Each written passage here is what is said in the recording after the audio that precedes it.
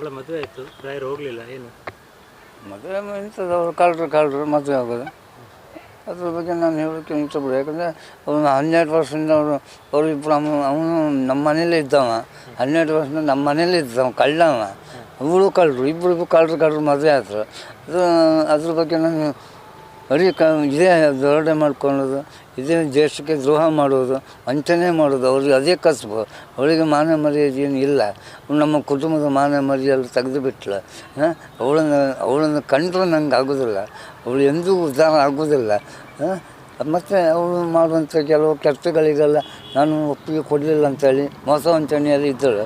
ನಾನು ಸ್ವಲ್ಪ ಸತ್ಯ ನ್ಯಾಯ ಧರ್ಮದಲ್ಲಿ ಇರುವನು, ನನ್ನ ಸತ್ಯ ಧರ್ಮದಲ್ಲಿ ಇರುವನು. ಮತ್ತು ನನ್ನ ಹಿರಿಯ ಮಗಳು ಗಾಯತ್ರಿ ಸಹ, ಅವಳು ಸಹ ಗೌರವದಿಂದ ಮರ್ಯಾದೆಯಿಂದ ಬಾಳುವವಳು. ಅವಳು ಎಲ್ಲೋ ಒಂದು ಟೀಚರ್ ಕೆಲಸ ಮಾಡಿಕೊಂಡು, ಎಲ್ಲೋ ಶಾಲೆ ಸ್ಕೂಲು ಪಾಠ ಹೊಲಿಗೆ ಮಾಡಿಕೊಂಡು ಜೀವನ ನಡೆಸ್ತದೆ. ಅವಳ ಮೇಲೆ ಒಂದು ಸುಳ್ಳು ಅಪವಾದ ಹಾಕಿದ್ರು, ದುಡ್ಡು ಕೊಡಿದೆ ಅಂತೇಳಿ.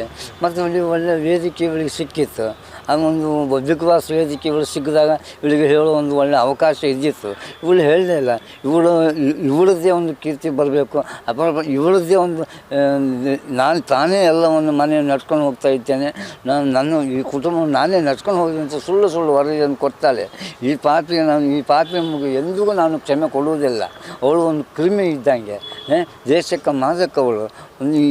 ಮತ್ತು ಅವಳು ಮಾಡುವಂಥ ಎಲ್ಲ ಕೃತ್ಯಗಳನ್ನು ಈ 5 ಕೋಟಿ ಗೋವಿಂದ ಪೂಜೆ ಹಗರಣದಲ್ಲಿ ಅವಳು ಕೋಟಿ ಹಣ ಹೊಡೆದು ಸಾಬೀತಾಗಿದೆ. ಅದು ಅವಳಿಗೆ ಈ ಕೋಟಿ ಹಣವನ್ನು ಹೊಡೆದ ಕಾರಣ ಮತ್ತು ಬೇರೆ ಬ್ಯಾಂಕಲ್ಲಿ ಬೇರೆ ಎಲ್ಲ ಡಿವೈಡ್ ಮಾಡಿ, ಆ ಕೋಟಿ ಹಣ ಹೊಡೆದ ಡಿವೈಡ್ ಲಕ್ಷ ಡಿವೈಡ್ ಮಾಡಿ ನನ್ನ ಹೆಸರಲ್ಲಿ, ನನ್ನ ಹೆಂಡತಿ ಹೆಸರಲ್ಲಿ, ಮತ್ತು ಶ್ರೀಕಾಂತ್ ಹೆಸರಲ್ಲಿ, ಚೈತನ್ಯ ಹೆಸರಲ್ಲಿ, ಹೀಗೆ ಪಡ್ಡೆ ಹುಡುಗರ ಹೆಸರನ್ನೆಲ್ಲ ಡಿಪಾಸಿಟ್ ಮಾಡಿ, ಆ ಡಿಪಾಸಿಟ್ ಮಾಡಿದ ಬಾಂಡ್ ಮೇಲೆ ಮತ್ತು ಸಾಲ ತೆಗೆದು ಆ ಸಾಲದಿಂದ ಬರುವ ಬಡ್ಡಿಯಲ್ಲಿ ಇವಳು ವಂಚನೆ ಮಾಡಿ ತಿಂತಾ ಇದ್ದಾಳೆ. ಮತ್ತು ಇವಳು ಈ ದೇಶಕ್ಕೊಂದು ಮಾದಕ ಇವಳು. ಮತ್ತು ನನ್ನ ಮಗಳಂತ ಹೇಳೋಕೆ ನಾಚಿಕೆ ಆಗ್ತದೆ. ಪಾಪಿ ಹುಡುಗಿ ಇವಳು ಎಂದಿಗೂ ಜೀವಮಾನ ಇವಳು ಯಾವತ್ತೂ ನಮ್ಮ ಬಾಳಿನಲ್ಲಿ ಬರಲೇ ಕೂಡದು.